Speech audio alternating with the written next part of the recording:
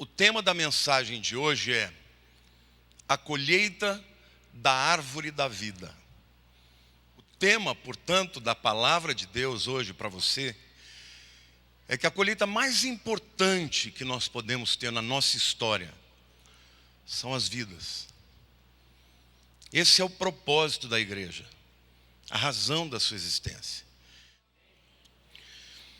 O versículo que o Senhor me deu nesta madrugada: o fruto do justo é árvore de vida, e o que ganha almas é sábio. Provérbios 11:30. O fruto do justo é árvore de vida, e o que ganha almas é sábio. O que me encanta nesta figura da agricultura, da semeadura e da colheita, é porque ela expressa de uma maneira muito tremenda os ciclos da vida. A nossa vida é um ciclo. A verdade é que na cultura nós temos o plantio, o cultivo e a colheita. Na vida nós temos sonhos, trabalho e realizações. Na vida nós temos propósito, processo e concretização. Portanto, a ideia, a imagem de uma colheita, de um ciclo de colheita, ele é muito próprio para criar um imaginário na nossa mente do que é a nossa vida. Esse tema vale para muitas coisas, porque fala, na verdade, de uma vida. E o que eu quero dizer para vocês hoje, querido, que a nossa vida, ela é muito preciosa. E ela é uma jornada que tem um propósito. E no final, todos nós vamos colher o que plantamos. Agora, tem muitas áreas da vida da gente que a gente quer semeia e a gente quer ter uma boa colheita. Mas, sem dúvida alguma, a colheita mais importante que nós temos aos olhos de Deus é a colheita das vidas. Agora, de onde será que veio essa imagem? O fruto do justo é árvore de vida, e o que ganha almas é sábio. De onde vem essa imagem da árvore de vida? Vem lá do livro de Gênesis, da árvore da vida. Vocês se lembram que Deus falou que no jardim do Éden havia muitas árvores frutíferas, mas duas eram muito especiais. Quais eram?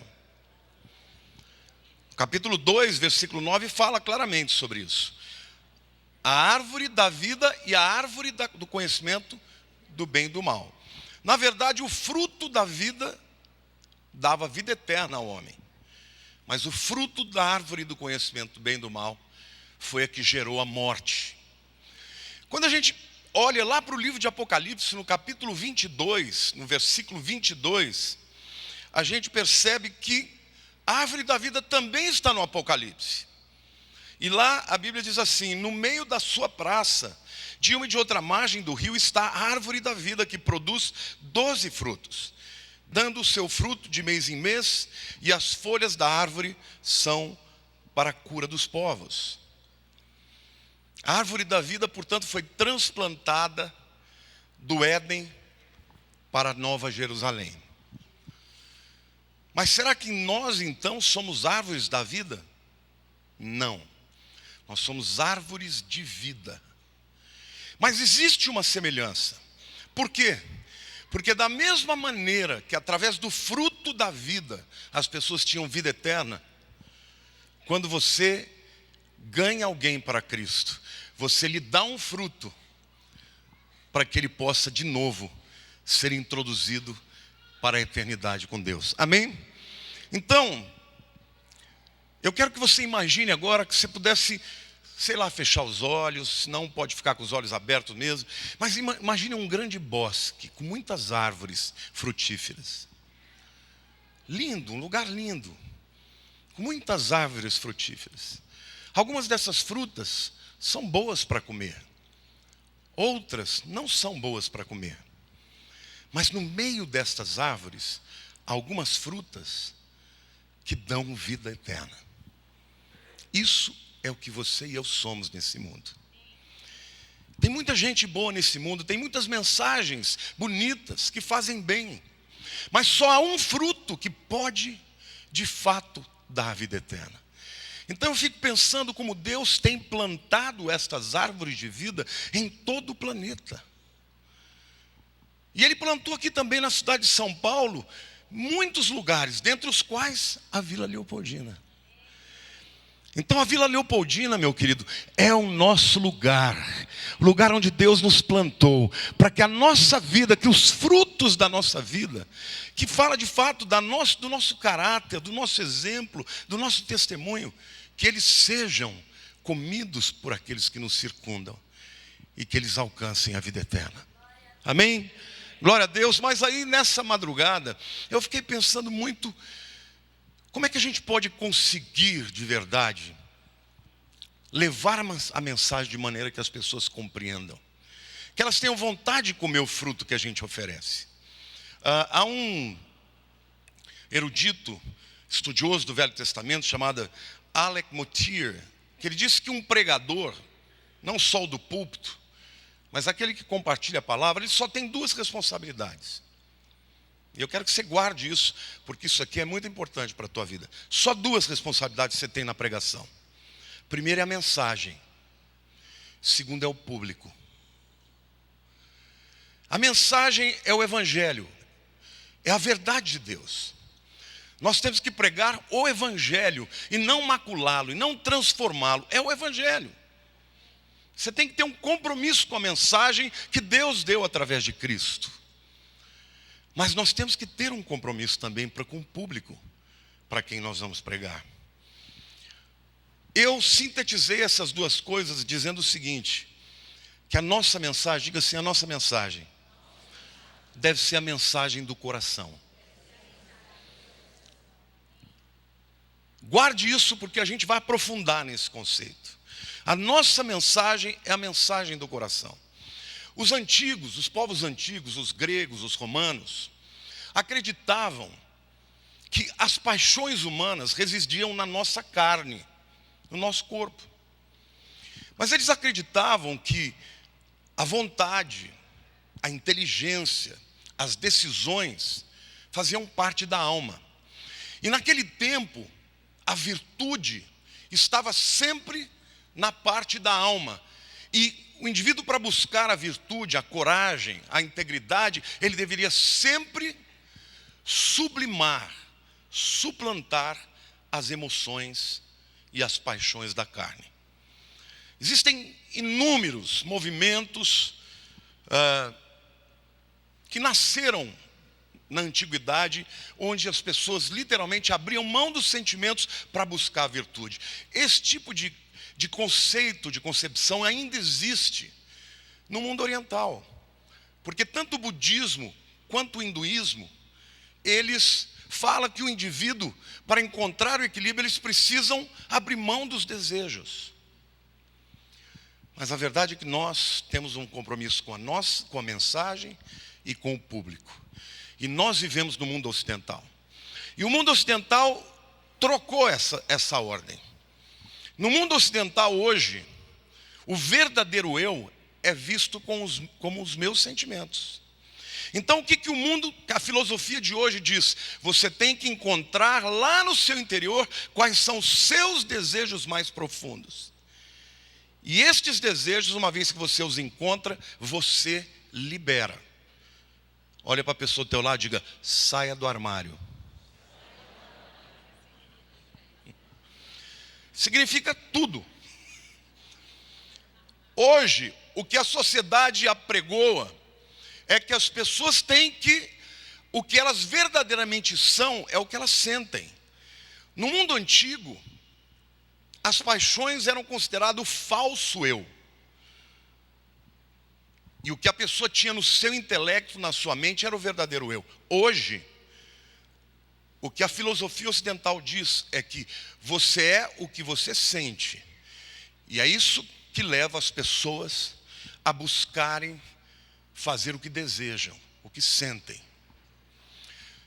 Mas novamente eu quero lhes perguntar, quais são os únicos dois compromissos que a gente tem na pregação? A mensagem e o público. Será que a palavra de Deus está num destes dois lados? Será que ela está no meio desses dois caminhos? Eu quero dizer que ela não está em nenhum lado, nem no outro, e tampouco não está no meio também. A palavra de Deus nos ensina que o coração é a sede das nossas convicções mais profundas. O coração, ele é muito mais profundo que o sentimento, porque o sentimento é subproduto destas convicções. É por isso que a palavra de Deus em Provérbios 3 diz assim: confia no Senhor de todo o teu coração. Então diga assim: o coração é a sede da minha fé.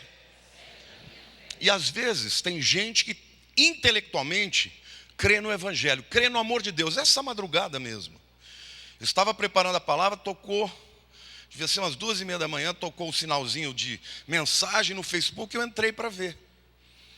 Era uma jovem senhora, escrevia um texto grande, falando que estava muito triste, muito abatida e muito deprimida, e dizendo: eu creio que Deus me ama, mas a minha fé está fraca. Por que Deus não me dá um filho? Então vejam como ela estava vivendo uma dissonância cognitiva.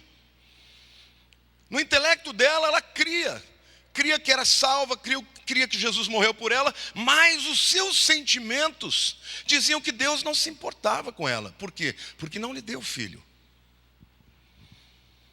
Então é esse o problema que nós enfrentamos muitas vezes quando vamos falar do Evangelho. Por quê?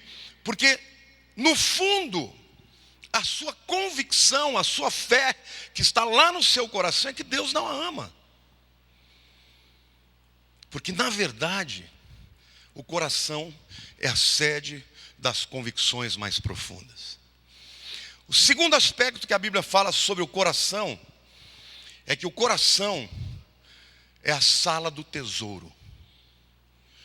Portanto, o coração fala do lugar onde estão os seus valores mais profundos. Por isso que Jesus diz: aonde estiver o teu tesouro, aí estará o teu coração. Então, quando você pensar no que a Bíblia fala sobre coração, diga: coração na Bíblia é a sede das minhas convicções mais profundas. Coração, diga, é a sala do tesouro. Portanto, se a gente quer pregar uma mensagem para o coração, a gente tem que ser capaz de ir além das aparências e entrar e entender o que de fato aquela pessoa tem de convicção profunda, o que ela acredita de verdade, o que é de fato a sua fé. Porque às vezes a fé no amor de Deus, na salvação está aqui, mas não está aqui. E por conta disso, os valores, aquilo que a pessoa valoriza de verdade na vida, não são os valores de Deus. Eu vou dar um outro exemplo aqui. Quantos aqui são pais? Quantos aqui morreriam sem pestanejar por qualquer um dos seus filhos? Isto é uma fé e isto é um tesouro. Os seus filhos estão nos seus corações. Marido, mulher, nem sempre. Esses vêm e vão. Hoje em dia, principalmente. Mas filho, a verdade é essa. Casamentos acabam, mas o amor de pai, amor de mãe, isso não acaba. Isso é uma convicção que está no coração de qualquer um. Quanto pode levantar a mão aqui e dizer: eu creio, é verdade isso na minha vida? Queridos, o que nós precisamos no Evangelho é conseguir, ao transmitir o amor de Cristo, é entrar e ultrapassar todas as barreiras do intelecto, da alma das pessoas, para que elas compreendam que a verdadeira plenitude e felicidade está em Jesus Cristo, e num nível de comprometimento até maior do que o amor que temos para com os nossos filhos. Amém?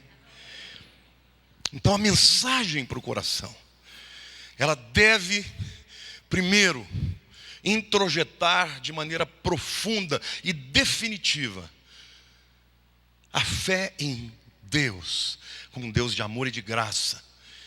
E, sobretudo, uma fé que transforma, que molda os valores, que muda o caráter da pessoa.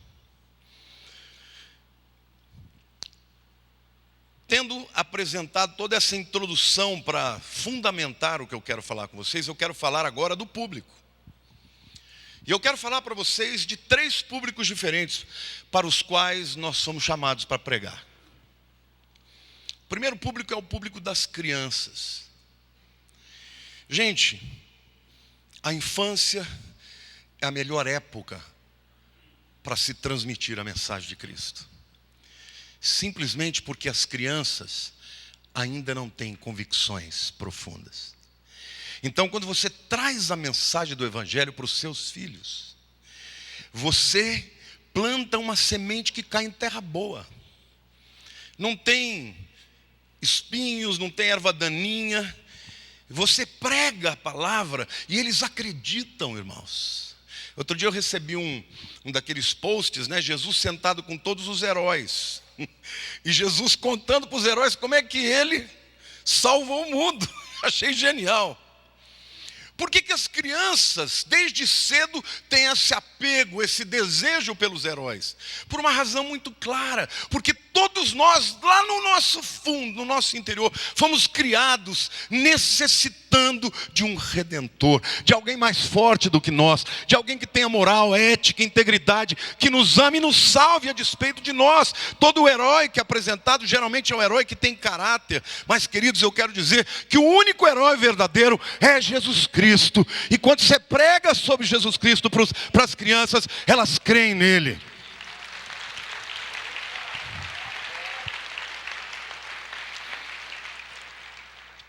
O Enzo está na idade dos heróis, né? E o Ramon um dia quis chegar para ele e tirar uma, né?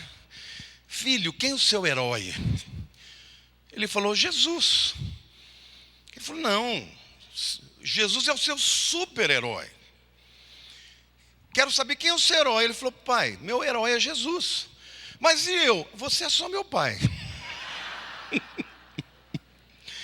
Ele disse que ficou todo macambuzo, todo chateado. Devia ter ficado contente. Ensinou bem. Então vamos ensinar as nossas crianças. Porque elas foram amadas por Jesus. Lá em Marcos capítulo 10, versículo 14, Jesus diz. Jesus, porém, vendo isso, indignou-se. E disse-lhes, deixai vir a mim os pequeninos. Não os embaraceis. Porque dos tais é o reino dos céus, ou o reino de Deus. É muito importante falar para as nossas crianças. Eu estou muito feliz porque durante anos eu orava para que a gente saísse daqui, irmãos. Porque me entristecia de ver as nossas crianças empinhadas nessas salinhas. Elas vão para as escolas aí fora. E as escolas têm tudo. E lá elas vão receber, muitas vezes, um ensino errado. Vão receber o ensino do mundo, a mensagem errada. E as lembranças que nós recebemos na infância marcam a nossa vida. Agora, não que nós vamos oferecer luxo, mas ofereceremos salas grandes. Graças a Deus, porque nós temos pessoas preparadas, mas vamos ter agora também salas boas, playground para eles brincarem, porque nós queremos que eles tenham lembranças. E essas lembranças mexam com a sua afetividade e que eles cresçam se lembrando que Deus é o único Deus que vai lhes dar redenção e solução para a sua vida. Eu me lembro que quando eu era pequenininho, eu fui criado na igreja. E eu amava a escola dominical. Amava as histórias. Quando eu cresci, vim para São Paulo, fui para a igreja de Perdizes, nunca um jovem veio me procurar. Eu fiquei 2 meses frequentando, ninguém veio falar comigo. Eu fui para o mundo. E no mundo eu fiz o que podia e o que não devia. Mas mesmo lá no mundo, lá no mundão, com o pé na lama, eu me lembro, eu sentia dentro de mim, eu estou aqui, mas eu não sou um deles. Porque aquela mensagem do Senhor tinha mudado a minha vida. Então eu quero fazer um desafio aqui para os pais. Você que tem filhos em época de escola bíblica, voluntarie-se para o departamento infantil. Use dessa oportunidade para você ter o privilégio de falar para os seus filhos. para acompanhá-los, para ser você o portador da mensagem do Evangelho, para ver o que ele está aprendendo. Nós temos crianças no nosso meio, elas serão o futuro da nossa igreja. A maior verdade que você pode dar a elas é a verdade de Cristo. E a melhor época para se fazer isso também é na infância. Falando de crianças, eu fico pensando também nas adolescentes, nos adolescentes. Porque o adolescente é uma criança grande, cheio de dilemas e cheio de hormônios. Uma menina chegou e compartilhou o seguinte, menina da 7ª série.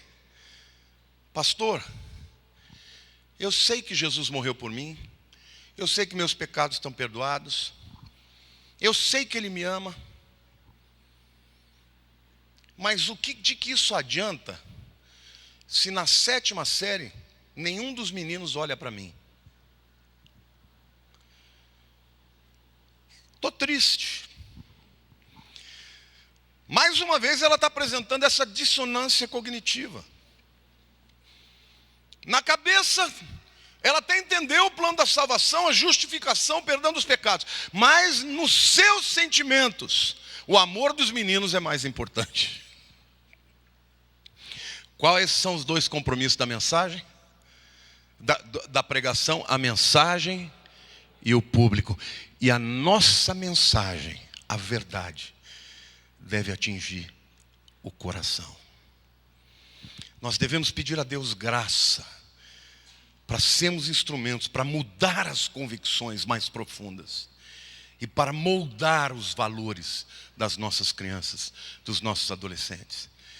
Eu agradeço a Deus também pela equipe do IA, pelos Kings Kids, por todos os ministérios que estão trabalhando. Agora nós vamos começar na nova igreja, porque temos uma quadra, um ministério de atlética, onde vamos ter campeonatos de esportes para que amigos cheguem até ali, para que os jovens passem o tempo na igreja, o sábado inteiro, a semana inteira, e ali eles sejam amados, orientados, direcionados, porque, querido, onde vem uma criança, vem o pai atrás, onde vem um jovem, vem o pai atrás, e eu quero profetizar que as nossas crianças, os nossos jovens, serão melhores do que os seus pais, serão mais íntegros, terão uma fé maior, e Deus vai fazer uma obra linda, uma grande colheita extraordinária está à espera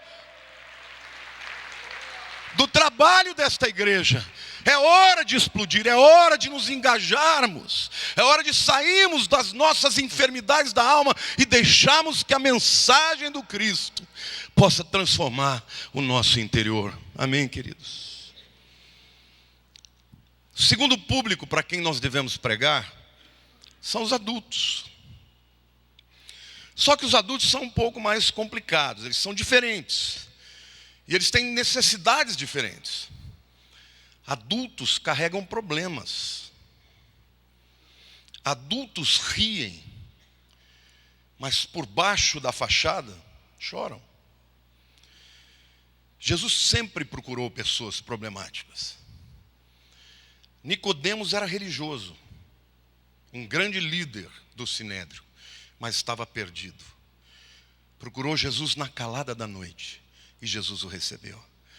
Zaqueu era podre de rico, mas era perdido. Subiu numa árvore e Jesus entrou na sua casa a despeito das críticas dos fariseus. Jairo, o homem respeitadíssimo, chefe da sinagoga, jamais viria a Jesus. Mas por causa de condições adversas, por causa da sua filha que estava morrendo, veio a Jesus. E Jesus o recebeu e o encontrou, e ele foi transformado por ele. A mulher adúltera chegou a Jesus, pronta e esperando por um apedrejamento. Saiu de lá com um perdão e com a vida transformada. O leproso, quando buscou Jesus, não esperava mais do que uma cura. E a possibilidade da cura, porque quando ele vai a Jesus, ele diz: se tu quiseres, podes me curar. Ele não tinha dúvida da capacidade de Jesus de curá-lo. Ele tinha dúvida da vontade de Jesus em curá-lo. E ele não só foi curado, mas foi transformado. A mulher com fluxo de sangue chegou Jesus não esperando mais do que uma cura física. Quando Jesus perguntou: quem tomou de mim virtude? Ela se aquietou, se prostrou e disse com voz trêmula: sou eu, Senhor. Recebeu um grande elogio e disse: filha, a tua fé te salvou. Vai, tu estás livre do teu mal. Sabe o que Jesus tinha, queridos? Que nós precisamos ter. Ele tinha um verdadeiro interesse por todas essas pessoas. E o nosso interesse pelas pessoas não é pelo número, não é pelo resultado, é pelo coração delas. Algumas delas não vão crer na nossa mensagem, mas ainda assim nós temos que amá-las como Jesus amou. Porque no fundo o que as pessoas estão à procura é da mensagem do Evangelho. Porque o fruto da vida é melhor do que qualquer outro. É o único que pode ir até as entranhas e preencher o vazio, e sarar as feridas, e desmantelar a estrutura maligna deste mundo, e sarar as feridas que foram sendo produzidas na alma, desde que nascemos e crescemos e convivemos com a maldade, com pessoas mal intencionadas. O Evangelho ainda é boa notícia. Às vezes eu fico pensando nos modelos de crescimento, está errado. O nosso foco não é modelo de crescimento, o nosso foco é a palavra de Deus e o coração das pessoas. Porque Deus quer transformar o indivíduo. Não importa se a nossa grande colheita será uma vida, se será o meu filho, o meu neto, ou vai ser uma multidão. Disto não sou eu que tenho que dar conta. O que eu tenho que dar conta, meu querido, é de amar essa mensagem. Eu fiquei pensando nessa madrugada sobre a minha vida. Eu sempre fui um péssimo aluno. Eu não gostava de nenhuma matéria. Não gostava de matemática, não gostava de português, não gostava de química, não gostava de física, não gostava de nada. Eu gostava de tocar violão. E eu passei a minha vida empurrando com a barriga. Mas quando eu me converti, eu me apaixonei pelo Evangelho. E hoje, quando eu leio, pesquiso, ouço mensagens, procuro, eu faço isso por causa de você.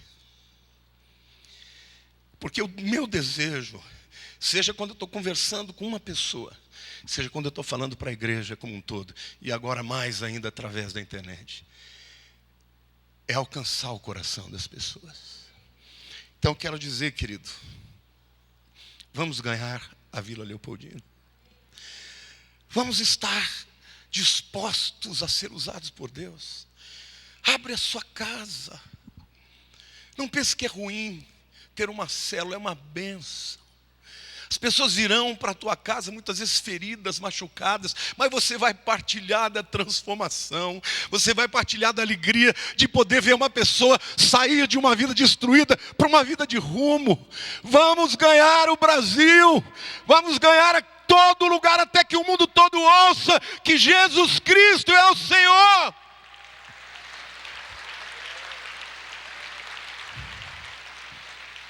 Nós precisamos entender o coração das pessoas. O que as afasta de Deus, o que as aproxima. Mas o terceiro grupo de pessoas que devemos evangelizar. Nós somos chamados para evangelizar os que estão próximos da eternidade. Ontem faleceu o Alexandre. Muitas vezes eu descia e ele ficava sentado ali, eu conversava com ele. Eu não tinha a mínima ideia que ele estava doente.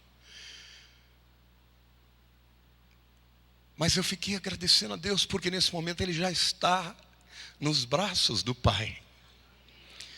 Nesse momento ele já está revestido de eternidade. Ele tirou a sua roupa de temporalidade, vestiu a eternidade. E ele vestiu essa nova veste, porque ele comeu do fruto da árvore da vida. E que grande colheita foi essa? Porque uma alma para Deus vale mais do que o mundo inteiro. Então temos que falar para as pessoas, para os enfermos. Muitas vezes nós ficamos com medos e dedos de falar para as pessoas. Querido, se você conhece alguém que está doente, fale de Jesus, não tenha medo. Não pense na sua imagem para ela, fale mesmo. Às vezes a pessoa que está do teu lado, seu amigo, precisa de ouvir a mensagem, pode sofrer um acidente e morrer, e você nunca ter sido claro com ele a respeito do caminho para a salvação. Hebreus 9:27 diz: e assim como aos homens está ordenado morrerem uma só vez, depois disto, o juízo. Não há outra vida, não há outra oportunidade. A oportunidade é agora. Se você ama os seus filhos, fale de Cristo para eles. Não deixe passar a vida sem que eles entendam que precisam de Cristo. Se você ama o seu amigo, o seu vizinho, deixe de lado o seu orgulho, a sua autoimagem e compartilhe com ele, mas não como um pregador chato, mas como alguém que primeiro se interessou genuinamente pelo seu coração, pelas suas dores, pelas suas lutas. Essas pessoas ganham o direito de serem ouvidas. Sabe o que Deus está precisando hoje, irmãos? De crentes que amem mais. Porque o amor é tudo aquilo que nós mais queremos na vida. E quando alguém sente o amor, abre não só os ouvidos, mas abre o coração também.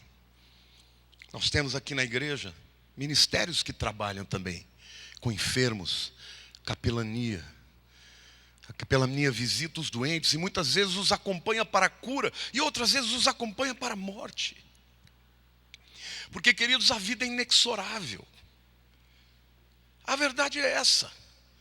Todos nós vamos morrer um dia, sim ou não? A causa é o pecado, mas a cura é Jesus.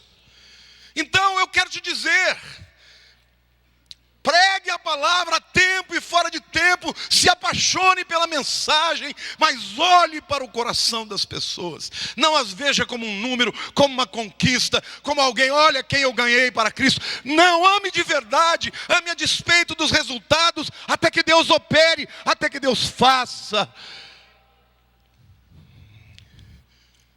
Precisamos romper com o espírito da apatia. Eu quero concluir essa palavra dizendo que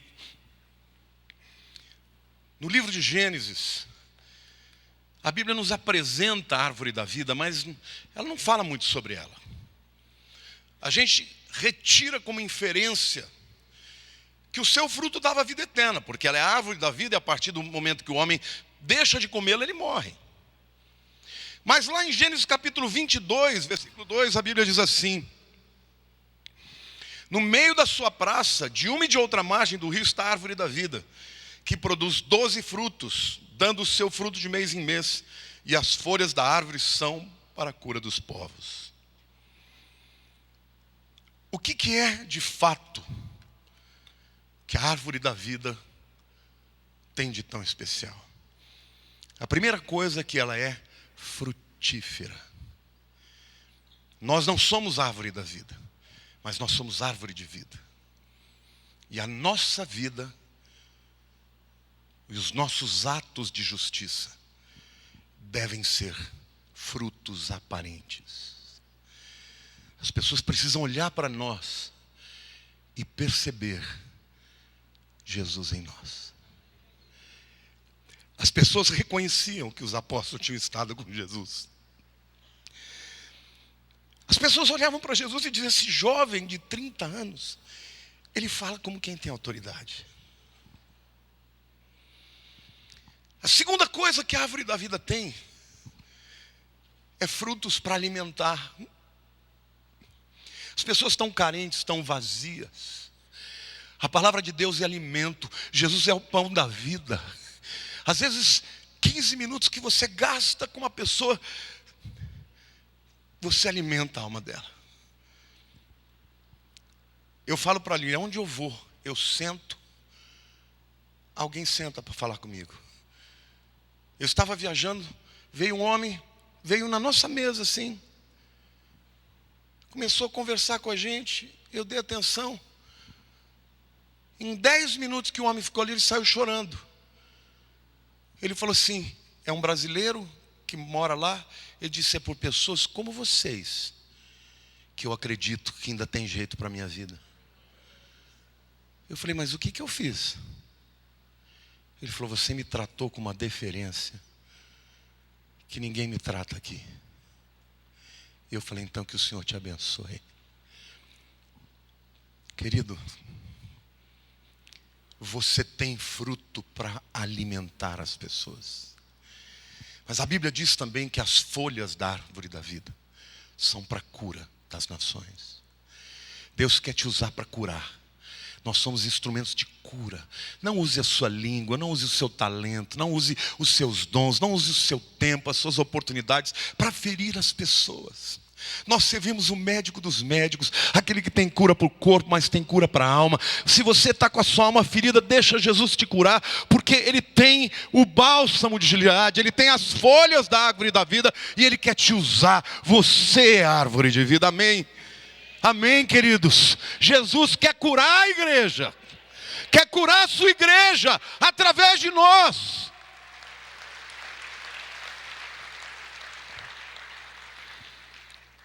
Que o nosso amor, que a nossa aceitação seja uma cura para os feridos e suas feridas. Eu quero terminar fazendo aqui 3 pequenas observações muito importantes. Você não prega para o coração se você não conhecer a cultura. Imagine comigo que você é um guerreiro anglo-saxão de 1000 anos atrás. Naquele tempo, se você acordasse de manhã dizendo, hoje eu mato um, e você encontrasse alguém no caminho, alguém que olhasse feio para você, e você o chamasse para um duelo de espadas e você o matasse, isso não faria mal algum para você, porque você vivia dentro de uma cultura onde a coragem era sobrevalorizada. Mas se você levanta hoje e sai na rua dizendo, hoje eu mato um, se você é uma pessoa normal, você vai para terapia ou para aconselhamento. Se você não é anormal, você vai para a cadeia. Porque hoje, a cultura diz que quando você quer matar, você refreia. O que eu quero dizer para vocês é que a cultura, ela pode te dar uma sensação de que você está correto, mas ela não é a verdade.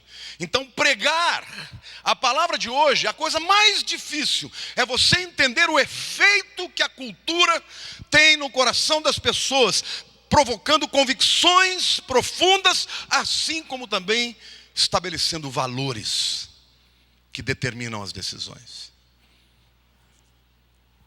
A segunda avaliação que eu quero fazer com vocês sobre a pregação para o coração, que tem a ver com afetividade. Se você quer pregar para o coração, você tem que pregar do coração. Se você não viver o que você prega, ninguém vai acreditar.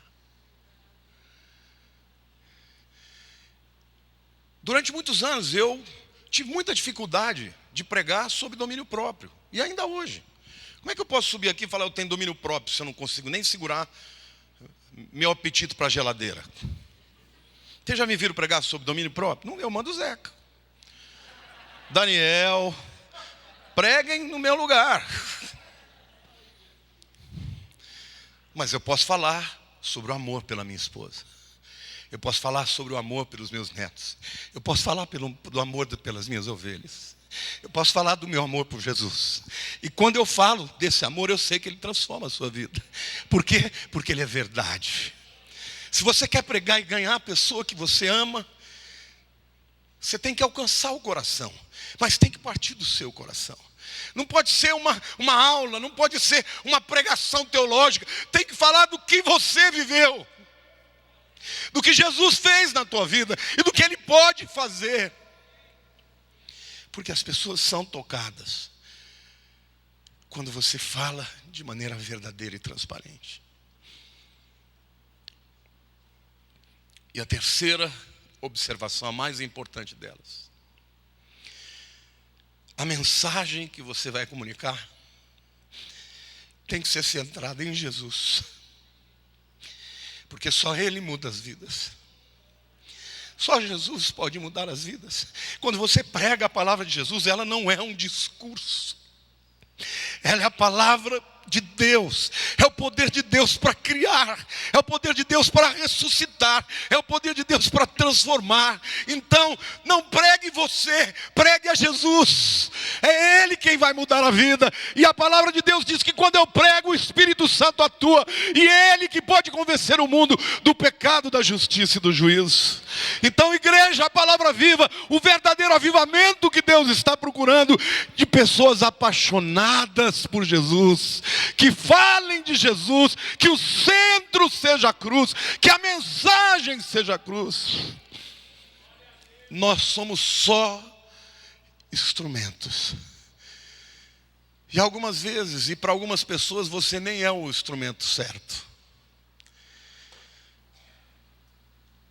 Jesus é o centro. Há poder nesse nome. Há poder nessa mensagem. Que grande colheita essa que Deus quer nos dar.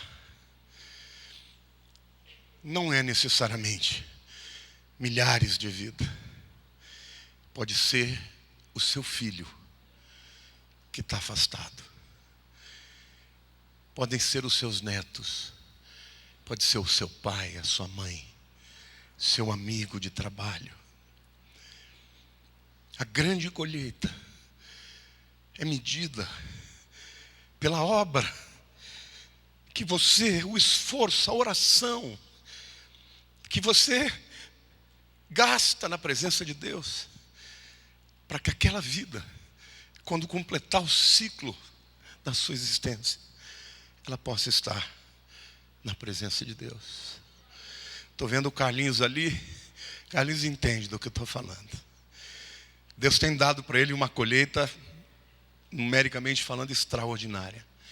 Nem todos nós fomos chamados para grandes coisas, mas a sua grande colheita ainda continua sendo as vidas que Deus vai colocar para comer do fruto da vida, ou do fruto de vida que está no seu coração. Feche seus olhos. Deus, eu te agradeço, Senhor, porque eu recebi a tua palavra ainda na minha infância. E como aquilo marcou a minha vida. E mesmo quando eu cresci e me desviei, o Senhor sempre falava comigo. Eu sabia que era uma questão de tempo para que eu voltasse para Ti.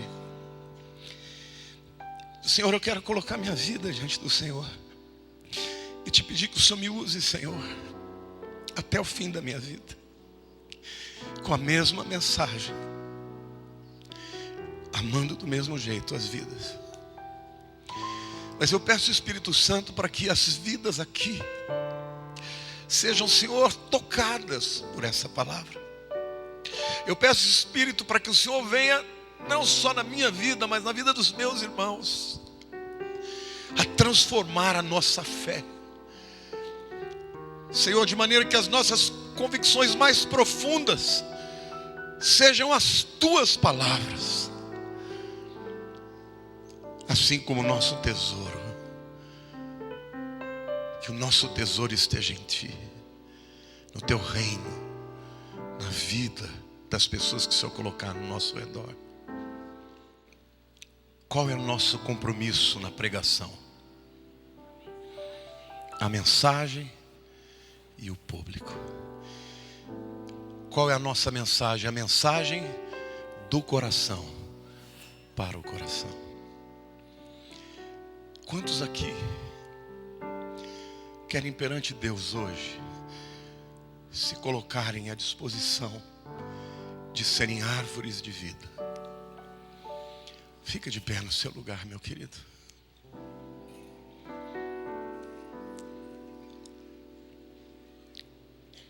de maneira prática.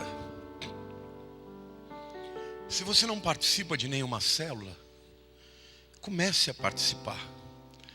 Porque nessa célula você vai levar os seus amigos, vai convidar as pessoas. Talvez você tenha uma casa que você possa abrir. Mas não é só isso. É o coração.